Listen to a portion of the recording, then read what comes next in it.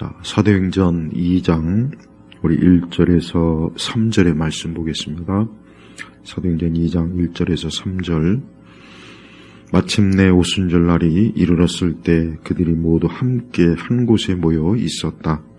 하늘로부터 갑자기 급하고 강한 바람 같은 소리가 나더니 그들이 앉아있던 집안 전체를 가득 채우고 마치 불의 혀처럼 갈라진 것들이 나타나서 그들 각 사람 위에 임하니. 아멘. 사도행전 2장 1절부터 예수님께서 이제 제자들에게 말씀하신 성령의 강림, 성령의 강림의 역사가 이제 나타납니다. 제자들은 예수님 하신 말씀처럼 예수님의 승천 이후에 저들이 흩어진 것이 아니라 저들이 한 곳에 모여서 그들이 힘써 기도하며 예수님께서 약속하신 성령의 강림을 기다리고 있었습니다. 그래서 2장 1절에 보니까 마침내 오순절 날이 이르렀을 때 그들이 모두 함께 한 곳에 모여 있었다. 예수님께서는 제자들이 예수님 승천 이후에 바로 흩어져서 막 복음을 전하는 그러한 일을 하라고 하신 것이 아니라 먼저 성령의 강림, 성령께서 위에서부터 이제 오셔서 비로소 이 땅에 이제 교회를 세우시는 그러한 거룩한 역사를 이루실 것을 예수님이 말씀하시면서 제자들에게 모여서 흩어지지 말고 기다리라고 했습니다. 자, 드디어 오순절 날이 이르렀을 때, 성경에 보니까 오순절 날이 이르렀을 때 그들이 모두 함께 한 곳에 모여 있었다. 자, 교회는 벌써 이렇게 시작부터 교회의 가장 큰 특징이 뭡니까? 모두 함께 한 곳에 모여 있는 게 이게 특징입니다. 그러니까 교회는 그 무엇보다도 교회가 다른 그 어떤 것보다도 함께 한 곳에 모이는 게 가장 첫 번째예요. 교회가 아무리 선교 사역을 많이 하고 전도 사역을 많이 하고 교육을 많이 하고 그래도 일단 제일 중요한 게 뭡니까? 한 곳에 모여 있어야 돼요. 한 곳에 모여 있어야 예배도 되는 것이고 교육도 되는 것이고 교회가 하나님의 일을 하기 위한 준비가 되어지는 거예요. 근데 모이지 않으면 안 되겠죠. 우리가 지난번에 이 코로나 사태 때 교회가 얼마나 힘들었습니까? 뭐가 힘들었습니까? 모이지 못하는 게 힘들었어요. 모여서 예배를 드리지 못하고 기도회를 하지 못하고 모여서 뭔가 교회가 참 우리 성도들이 교회 생활하는데 얼마나 큰 어려움을 겪었습니까? 그때 우리 한국교회 아주 대단히 불량하고 악한 자들이 있었어요. 누구냐? 코로나 사태니까 우리가 이럴 때는 모이지 말고 흩어져서 각자의 처소에서 예배드리자.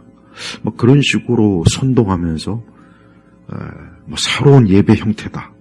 그렇게 얘기해요. 그게 과연 맞는 말입니까? 성경이 뭐라 그랬습니까? 모이기를 피하지 말라 그랬어요. 그러니까 모이는 것이 힘쓰라는 얘기예요. 그 말씀은. 자, 오늘 사도행전 2장 1절에 뭐입니까? 예수님 승천 이후에 사도들과 또 예수님을 따르던 그 많은 사람들이 뿔뿔이 흩어져 갖고 각자 자기 처소에서 기도하고 각자 자기 처소에서 전도하고 그랬습니까? 아니에요. 그거는 먼저 모여서 교회가 이루어진 다음에 이제 그것은 이루어질 일이에요. 그리고 또 역시 그렇게 한다 해도 역시 또 다시 모이는 거예요. 그러니까 교회는 모이는 교회가 생명력 있는 교회예요. 그러니까 모이지 않는 교회는 사실 엄밀히 얘기하면은 교회라고 할 수가 없어요. 근데 코로나 사태 때 많은 우리 교회가 어때요? 모이지 않는 거를 어쩔 수 없이 당연하다는 식으로 이제 이렇게 인식을 해요. 물론 여러 어려움이 있죠. 국가적으로 방역 대책을 세워서 모이지 말아라, 한 곳에 밀집하지 말아라, 이런 방역 지침 때문에 이 모이는 여러 형태의 모임이 막 취소되고 그러지 못했어요. 근데 안타까운 건 어쨌거나 교회는 그로 인해서 영적으로 막대한 지장을 받고 해를 받으며 또 많은 참 작은 교회들이 참 어떻게 보면 거의 교회 문을 닫다시피 했습니다. 그리고 또 많은 교회를 나오던 신자들이 이제 각자 편안하게 집에서 또 예배 드리고 그게 마치 이제는 그게 당연하다는 것처럼 그게 익숙해져서 아예 이제 또 교회를 아예 나오지 않는 이들도 많이 있어요. 근데 그것은 진정한 그리스도인이라면은 그것이 얼마나 자기 영혼에 많은 어려움과 고통과 또 믿음에 있어서 큰 참 손실이라는 걸 분명히 알 겁니다. 그래서 우리 성도들은 모이는 걸, 교회에서 모이는 거를 기뻐하고 즐거워해야 되는 거예요. 왜? 그 모이는 그곳에 우리 주님이 함께 하시면서 우리 성도들에게 예배를 받으시고 또 모여서 기도하고 그 모여서 영적으로 힘을 얻고 위로를 얻고 소망을 얻고 또 말씀의 지식을 배우고 그걸 통해서 다시 또 흩어지면 그 힘으로 또 우리가 세상에서 살아가는 거예요. 믿음으로. 근데 모이는 것을 패하는 자들이 지금 얼마나 사실 많이 있습니까? 이거는 절대 사실은 정상이 아닙니다. 절대 좋은 건 아니에요. 그래서 우리 성도들은 오늘 이 사도행전 2장 1절에 보니까 모두 한 곳에 모여 있었다 하는 이 말씀이 얼마나 영적으로 의미 있는지를 잘 알아야 돼요. 올 한 해 우리 성도들도 부지런히 주일에 하나님의 교회에서 모여서 또 예배 때 모여서 하나님께 예배를 드리고 기도를 하고 말씀을 배우고 성도의 교제를 나누고 하는 이러한 일들이 우리 성도들의 영혼의 성장에 필수적이라는 것을 꼭 알아야 됩니다. 우리 주님은 영적으로 우리와 함께 하십니다. 영적으로 함께 하시고 또 성령 하나님께서도 내주하셔서 우리와 함께 하세요. 그렇지만 주께서 기뻐하신 게 뭐겠습니까? 주님의 몸된 교회에서 같이 주의 자녀들이 모여서 함께 하나님께 예배드리는 것을 하나님의 영광을 받으시는 거예요. 이게 신약교회의 아주 중요한 원리예요. 그래서 모이는 것을 대수롭지 않게 그럴 수도 있지 그렇게 생각하는 건 대단히 잘못된 거예요. 그래서 우리가 이 모이기를 피하는 자들을 조심해야 돼. 모이기를 피하는 자들이 많잖아요, 요즘은. 굳이 교회에 갈 필요 있냐? 교회에 모일 필요 있냐? 물론 어떤 여러 어쩔 수 없는 상황은 있어요. 몸이 안 좋다든가 또 여러 무슨 문제가 있겠죠. 그러나 근본적으로 교회는 모여서 성도들이 함께 예배를 드리는 게 이게 정상적인 성경의 원리라는 걸 우리가 잘 알아야 됩니다. 지금 시대는 갈수록 우리 교회들이 자꾸 모이는 것보다는 모이지 않는 것을 더 추구하는 그런 교회 형태들이 자꾸 유행을 해요. 물론 우리가 모이는 것도 무조건 모인다고 다 좋은 건 아니죠. 그러나 우리가 바른 말씀과 기도와 예배, 바른 예배 속에서 모이는 것이 신약교회의 원리이기 때문에 우리 그리스도인들은 하나님의 교회에서 성도들과 함께 모여 우리 주님께서 그곳에 임재하신다는 것을 명확하게 알아야 됩니다. 2절을 보면은 하늘로부터 갑자기 급하고 강한 바람 같은 소리가 나더니 그들이 앉아있던 집안 전체를 가득 메우고 마치 불의 혀가처럼 갈라진 것들이 나타나서 그들 각 사람 위에 임하니. 이게 성령의 강림, 성령의 강림. 그래서 오순절 성령 강림,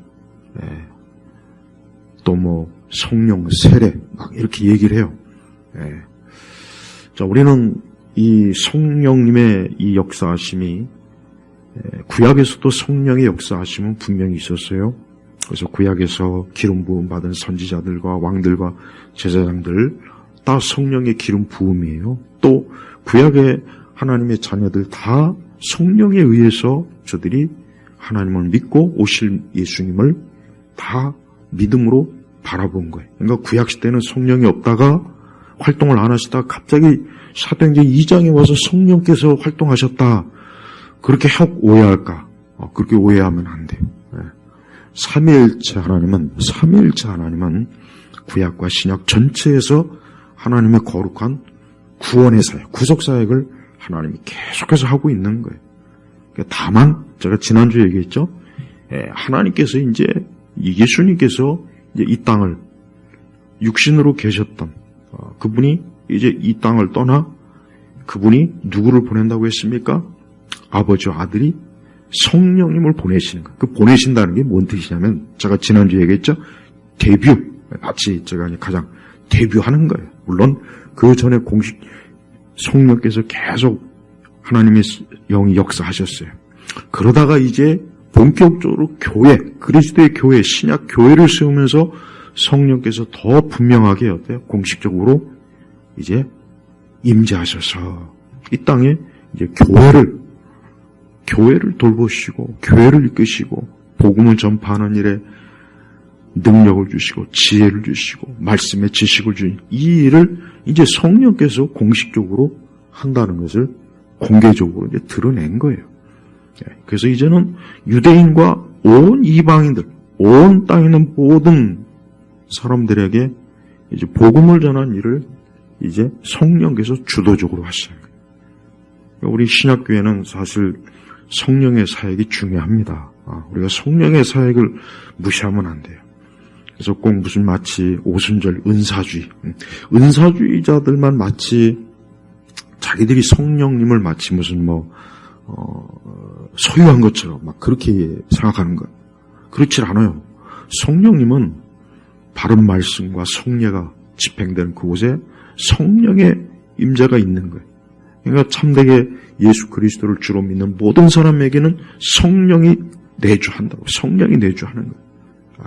그래서 우리 성도들은 누구나 할 것 없이 예수님을 믿는다면, 그가 예수님을 믿는다면 성령의 역사, 그러니까 성령이 내주한다는 것을 분명히 알아야 돼요. 그래서 성령은 진리의 영이에요. 그래서 하나님의 복음의 말씀이 증거되고 그 말씀이 선포되고 가르쳐지는 곳. 그래서 예배, 또 성례가 집행되는 그곳에 성령의 임재가 있는 거예요. 그러니까 성령은 거룩한 영이에요. 그에 반해 악령은 어때요? 악한 영. 성령은 거룩한 영이지만 악령은 악한 영이라고요. 그럼 악령의 역사는 어디 있겠습니까? 우리가 성령의 역사도 있지만 악령의 역사도 있는 거예요. 악령의 역사는 어디 있습니까? 이단, 사이비 이단.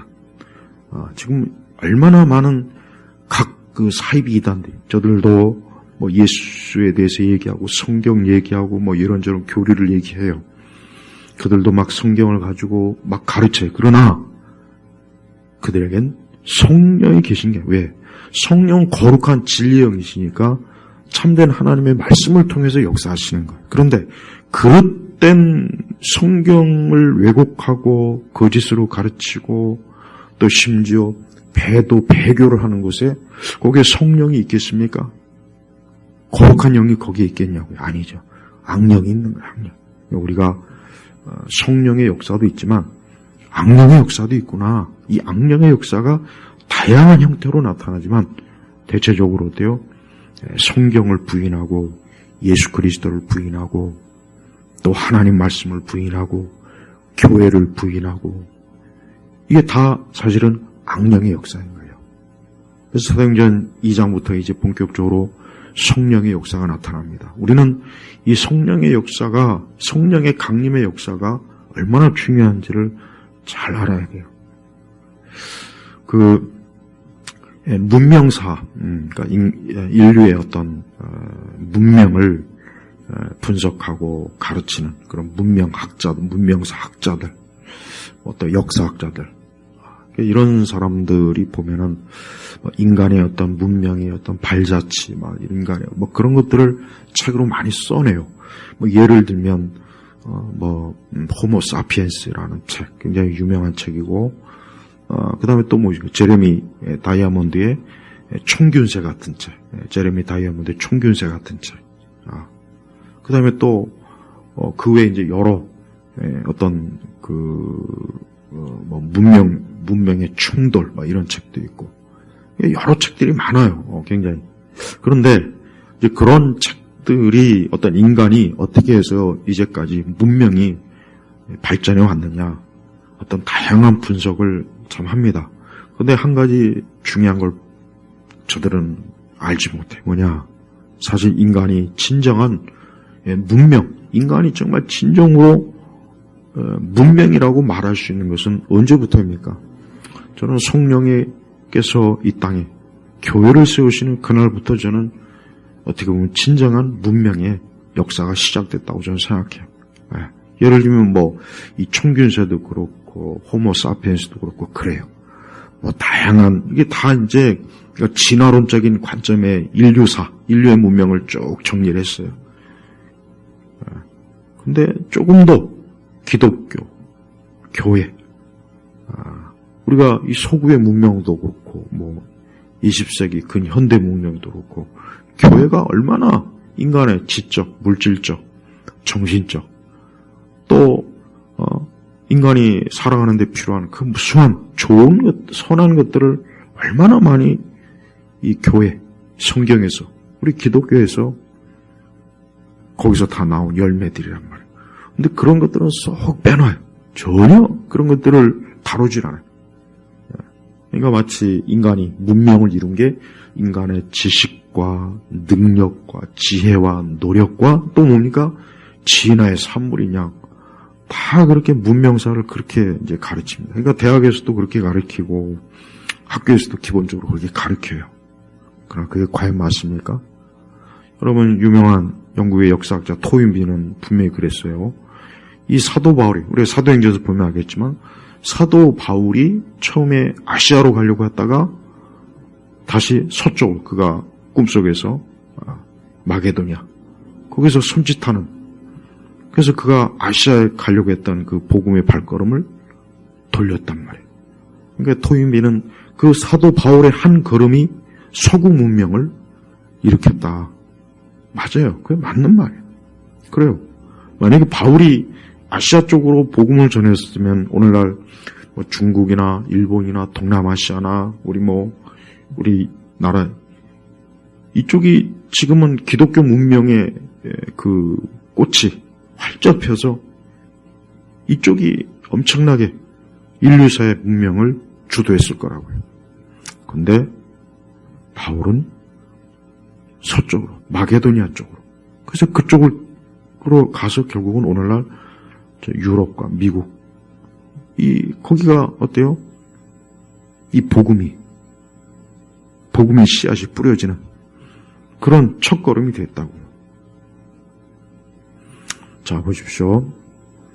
우리는 인간이 아까 제가 이제 문명에 대해서 얘기했어요.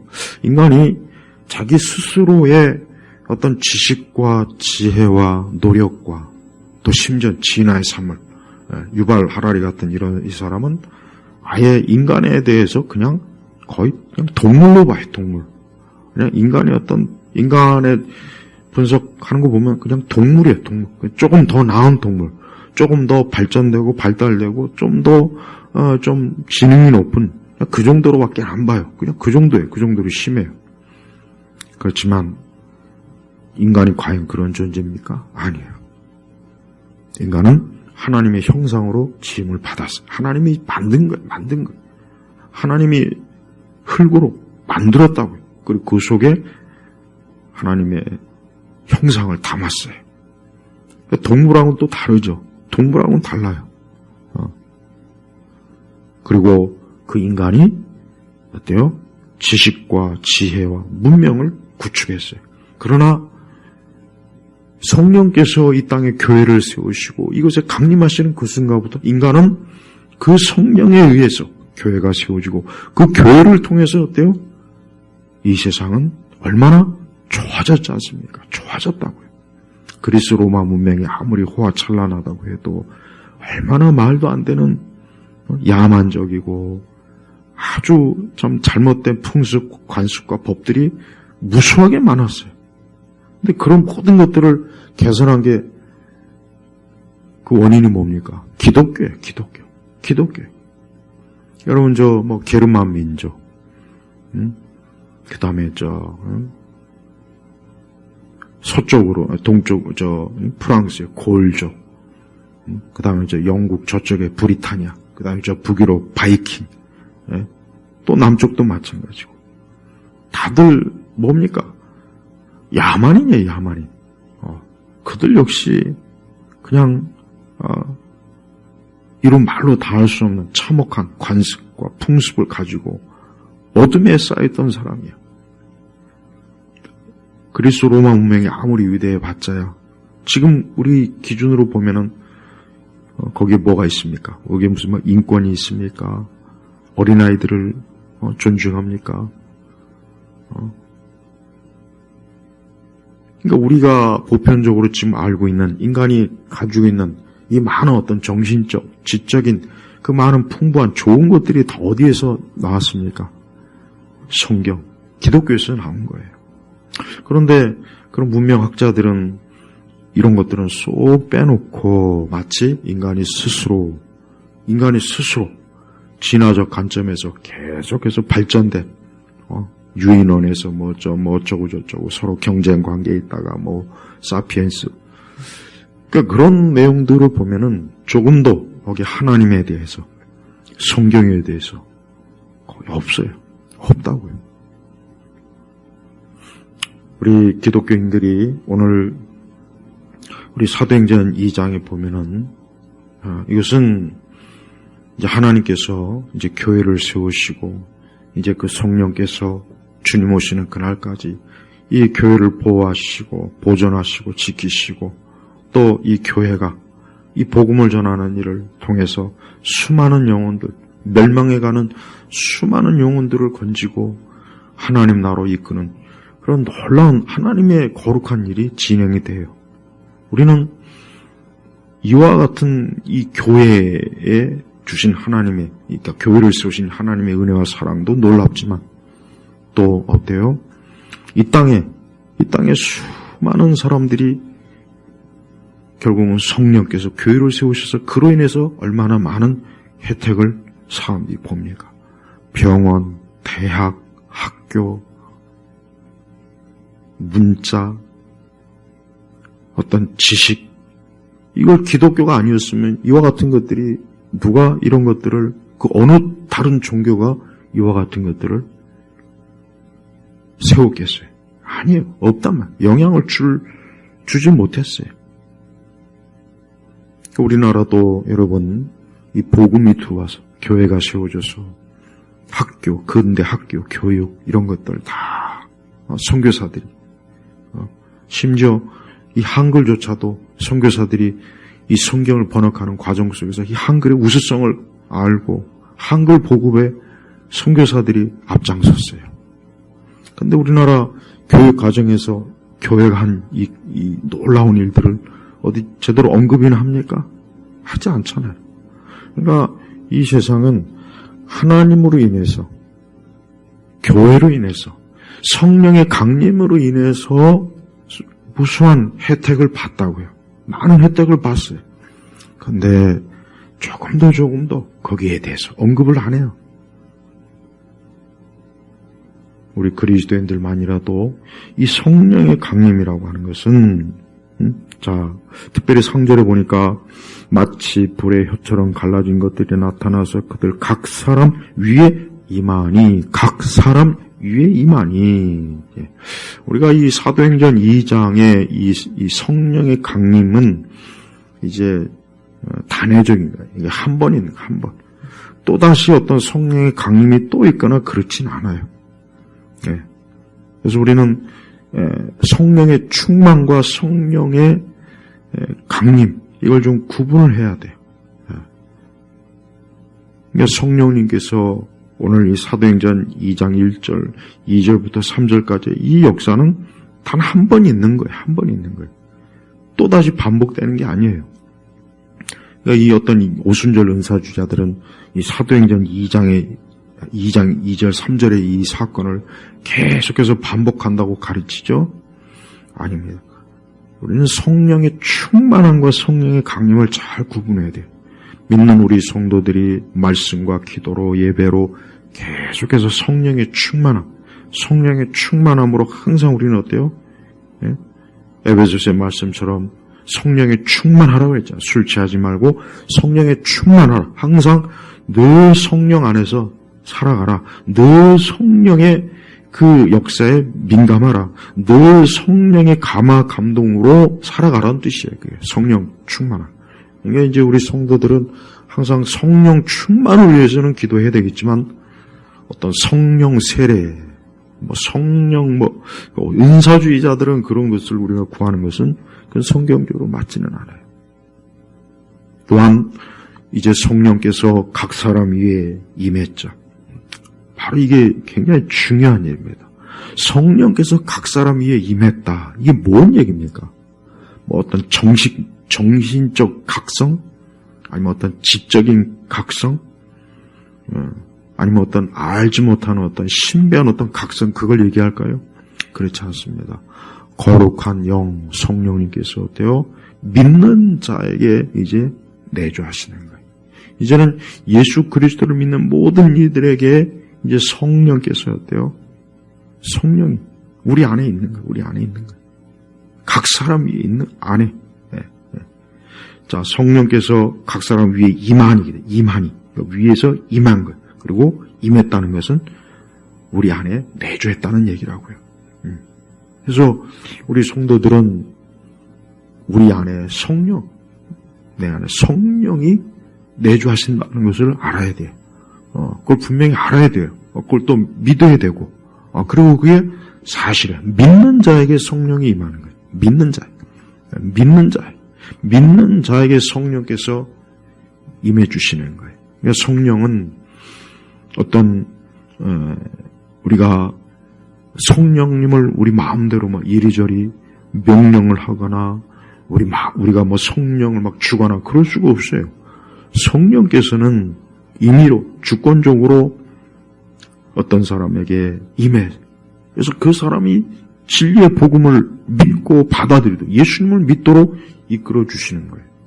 그리고 인간은 성령님의 내주하심으로 그는 이때요. 그는 하나님의 자녀로서의 이제 권세가 주어지는 거예요. 성령이 임한다는 것은 뭡니까? 그럼 귀신 들린다는 뜻이 아니에요. 아까 얘기했죠. 어떤 신비적인, 어떤 영적인 아니면 무슨 지적인, 철학적인 이런 각성, 그게 아닙니다. 다른 여타 종교에서도 인간이 어떤 특별한 어떤 단계, 그런 걸 얘기해요. 불교에서도 얘기하잖아요. 또 신비주의 종교에서도 다 뉴에이지에서도 얘기하고. 그러나 기독교에서 말하는 건 뭡니까? 인격적인 하나님의 신이 인격적인 사람에게 임해서 그에게 어때요? 이제 하나님의 거룩한 자녀로 성령의 열매를 맺도록 살아가는 거예요. 여러 인간이 어떤 여러 각성의 그 방식이 있고 길이 있어요. 어떤 사상적, 철학적 각성을 하는 사람도 있어요. 인류 역사에서 보면 유명한 철학자들, 플라톤이니 아리스토텔레스니 이런 사상가, 그 다음에 또 근현대에도 많죠. 니체나 또 어떤 종교적 또 신비주의의 인물들도 있어요. 불교에서 말하는 부처도 마찬가지고 힌두교에서 말하는 여러 신도 있고 또 어떤 심리적, 정신적 인간이 어떤 또 다른 차원 높은 수준의 정신적 수준에 도달한다. 또 이렇게 가르치는 그런 어떤 심리적 높은 단계를 얘기하는 사람도 있어요. 뉴에이저들은 아예 인간이 신이다. 너 안에 신이 있다는 걸 깨달아라. 아예 또 그렇게 얘기하잖아요. 그건 다 잘못된 얘기입니다. 다 잘못된 얘기. 또 무당들이 신을 만난다. 그것도 사실은 뭐야? 그거는 대단히 가장 안 좋은 거예요. 악령을 만나는 거죠. 그러니까 인간이 여러 형태로 뭔가 더 나은 더 고차원, 뭔가 정신적, 의식적으로 좀 더 높은 차원의 것들을 얘기를 많이 해요. 그리고 사람들은 막 그걸 기대하면서 명상도 하고 수양도 하고 기도도 하고 막 도를 닦고 자기 나름대로 어떤 철학을 열심히 공부해서 어떤 철학적 이상향을 경지에 도달하려고 해요. 근데 여기서 성령이 임하는 것은 그거하고는 전혀 다른 거예요. 그런 것 갖고는 다른 거예요. 그런 것들은 인간을 조금 더 나아지게 할 수가 없습니다. 진짜 인간을 나아질 수 있게 하는 건 뭡니까? 우리를 죄와 사망에서 건지신 예수님. 여러분, 인간은 죄인이에요. 인간은 죄로 인해서 부패하고 썩었어요. 죽었어요. 인간은 죄로 인해서 사실은 멸망할 존재예요. 그 멸망할 존재들이 아무리 명상을 많이 하고 아무리 종교적인 수양을 많이 하고 아무리 고차원적인 아주 신비적인 뭘 해도 여전히 죽음과 멸망과 사망으로 끝나는 거예요. 근데 그런 멸망할 존재인 사람을 생명으로 구원한 분이 누구입니까? 바로 예수님이에요. 그리고 예수님께서는 성령님을 우리에게 보증으로 이 땅에 보내셔서 믿는 우리 성도들에게 어때요? 주님 오시는 그날까지, 주님과 함께하는 그날까지, 주님의 얼굴을 보고 그분과 함께 영생을 누릴 그날까지 성령님께서 우리를 지켜주시고 보호하시고 이끌어주시는 것. 이게 진정한 의미에서 각성입니다. 특히 종교적인 걸 좋아하는 사람들, 특히 좀 종교에 굉장히 좀 관심 많은 분들이 보면은 어떤 불교나 어떤 도교나 어떤 힌두교나 아니면 뉴에이지에 빠져서 자기 나름대로 막 어떤 정신적 막 그런 거를 추구하는 사람들이 있어요. 근데 그 사람들의 꼭 말해주고 싶은 것은 성령님이 임해야 돼요. 사람은 성령님이 임하지 않으면은 아무리 명상을 해서 고차원적인 철학적, 정신적, 의식적으로 막 어떤 차원의 경계로 올라가도 그래봐야 결국 멸망으로 끝나는 거예요. 멸망으로 끝나요. 그러니까 우리가 불교라든가 티베트 불교, 또 라마교, 특히 이런 쪽에 빠진 분들이 많아요. 또 내가 아까 얘기했지만 뉴에이저는 일단 우리 인간 자신을 신이라고 여기니까 너 안에 있는 신성을 깨워라.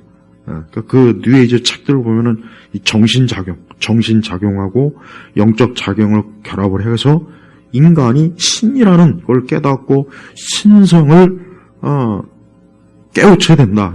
그게 깨달음이다. 거기서 또 그렇게 얘기한다고요. 아닙니다. 그것도 다 부질없는 거짓된 거예요. 오직 사람은 하나님의 아들 예수님을 믿어야 돼요. 예수님을 믿어야 그 사람이 진짜 새 사람 새로워지는 거예요. 거룩한 영, 이 성령님이 우리 안에 계실 때 우리는 비로소 그 사람이 이제 새로워지고 영원한 생명을 얻게 되는 거예요. 무당들 안타깝지만 그들 입으로 얘기하는 것처럼 자기들이 모시는 어떤 신, 무슨 장군 신이니 여러 잡단, 다 그 귀신들입니다. 다 그 멸망, 다 무당들, 다 멸망할 길로 이끄는 악한 영이라고요. 근데 그런 거를 추구하고 추앙하고 거기에 빠져서 점을 치고 구슬하고 무속행위를 한다?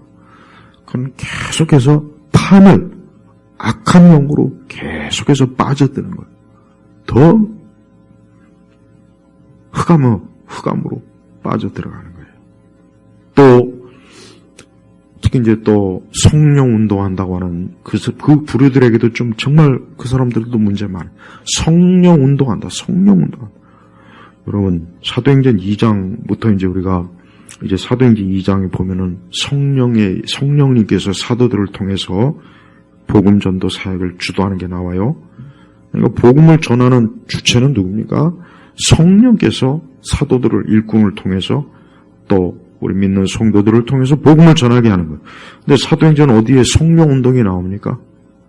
사도행전에 성령 운동이 어디 나오냐? 신사도 이단과 같은 그런 성령 운동이 어디 나옵니까? 또 요즘 유튜브에 보면은 무슨 성령 운동한다고 해서 이건 오래전부터 있었죠. 어떤 쇼를 해요. 종교적 쇼를 해요.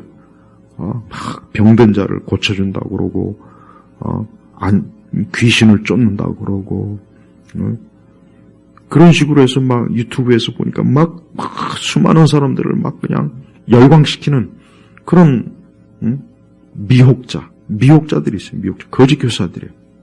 그런데 사도행전에 보면 그렇게 능력이 많은 베드로나 사도들이 보세요. 바울도 보세요. 그런 식으로 했습니까? 아니에요.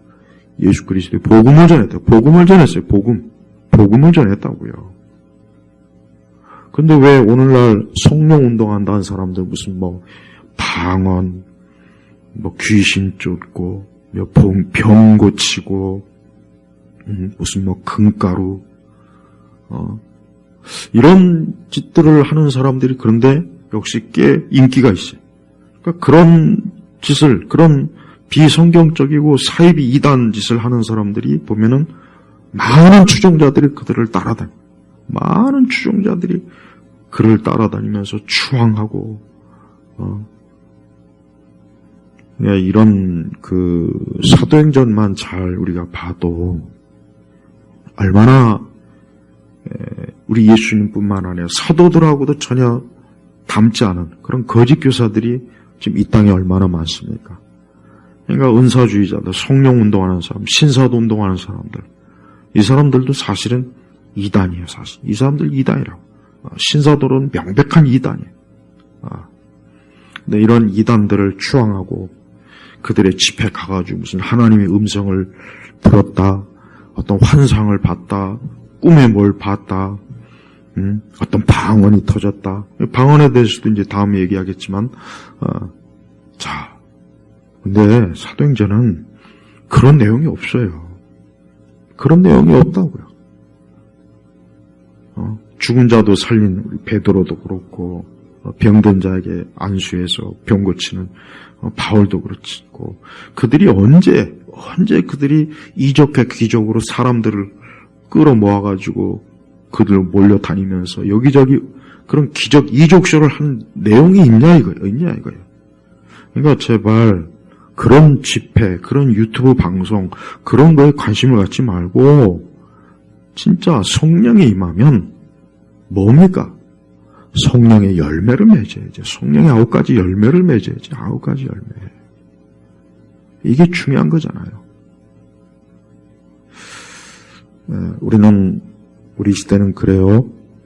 성경에서 맞지 않는 그런 많은 어떤 놀라운 어떤 초자연적인 뭔가 막 그런 것들을 추구하는 사람들이 여전히 인기가 있어요. 여전히 그런 성령님은 진리의 영입니다. 근데 하나님의 진리의 말씀을 바르게 가르치지 않는데 역시 그런 사람들 앞에 가서 주여 주여 하고 박수치고 환호하고 만세 부르고 그런 일들 많이 있습니다.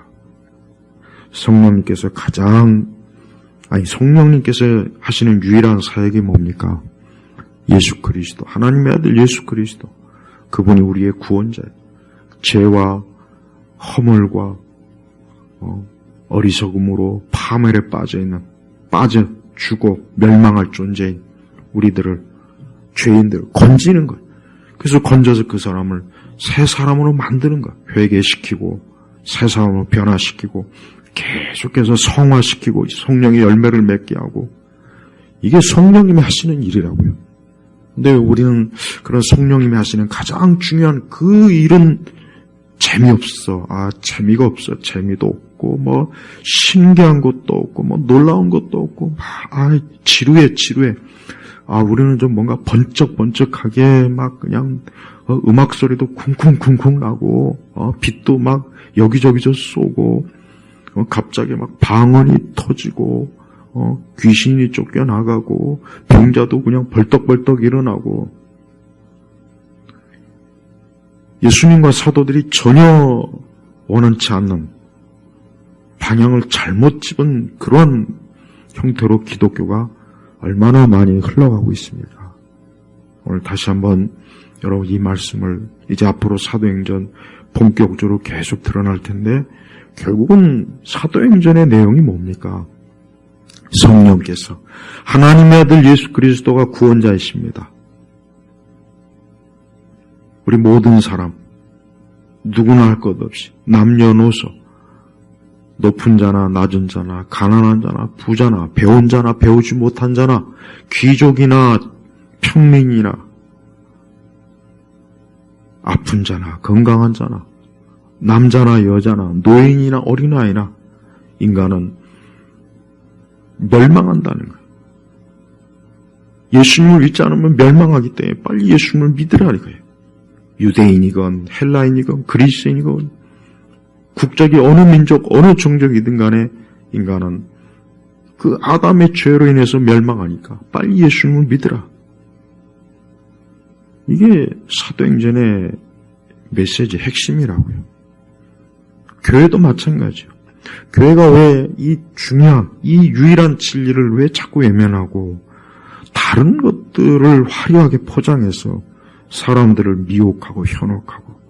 그래서 앞으로 이제 사도행전 보면 알겠지만 하나님의 음성 듣기, 예언하기, 특히 방언, 방언한다, 꿈의 계시를 받았다, 이런 온갖 잡다한 것들, 귀신을 쫓는다, 병을 고친다, 이런 온갖 잡다한 것들이 얼마나 영적 쓰레기인지를 이 사도행전은 명백하게 보여주는 거예요. 그러니까 그런 쓰레기들에게 교회가 관심을 기울이니까 정작 하나님 말씀을 왜곡한 이단들이 활개를 쳐서 이리와 늑대처럼 수많은 영혼들을 이단으로 끌어모으잖아요. 그러니까 교회가 제발 이상한데 관심 갖지 말고 오늘도 예수 그리스도가 나의 구주이십니다. 나는 죄와 사망으로 멸망한 자입니다. 그런 나를 예수님이 구원하셨습니다. 예수님 믿는 내게 성령께서 임하시고 나는 이제 새 사람이 되었습니다. 그래서 그 새 사람이 이 땅에서 성령의 열매를 맺으면서 자기가 있는 영역에서 새 사람으로 그가 살아가는 거예요. 이게 기독교의 가장 큰 열매요. 이게 기독교가 드러내는 가장 존귀한 진리입니다. 오늘 이 말씀을 듣는 우리 모든 성도들이 특별히 성령 충만하기를 기도하고 특별히 성령의 9가지 열매를 맺기를 간절히 기도하십시오. 나는 그리스도인들이 성령의 열매가 없으면서 그 성령의 열매는 없으면서 자기를 의롭다 여기고 자기는 마치 죄가 없는 것처럼 처세를 하고 누군가를 정죄하고 미워하고 그런 사람들이 그리스도인이다라고 스스로 자랑하는 거 보면은 저 사람들은 성령이 아니라 악령이 있는 게 분명하다. 이 생각이 듭니다. 우리 스스로도 우리 자신을 살펴서 우리가 무슨 성령 세대, 성령 충만, 방언 그런 거 자꾸 밝히려고 하지 말고 우리가 성령을 임하면 복음을 바르게 믿고 성령의 열매를 맺는 자로서의 그게 있어야 그 사람이 그리스도인인 거예요. 우리 예일교회 성도들이 그리스도인으로서 우리 자신이 성령의 충만함, 늘 성령의 충만함으로 우리가 살아가시길 주의 이름으로 축복합니다. 하나님 아버지, 오늘 주의 이 말씀이 듣는 모든 이들에게 성령이 임하고 성령이 내주하고 예수님을 구주로 믿으며 성령의 열매를 맺는 하나님의 크나큰 은총을 베풀어 주옵소서. 예수님의 이름으로 기도합니다. 아멘.